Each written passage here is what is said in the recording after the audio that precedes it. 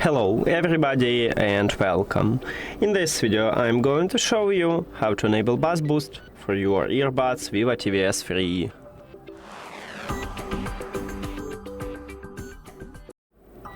You have to start by open VIVO Earphones application, and of course you need to add your earbuds to the app.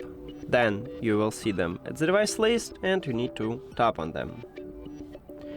Now scroll down, but just a bit. You need to find TPEX stereo effect and tap at this line. Then select Megabass, and that's it. Thank you for watching this video. If you found it helpful, please consider subscribing to the channel and leave the like on the video. See you later!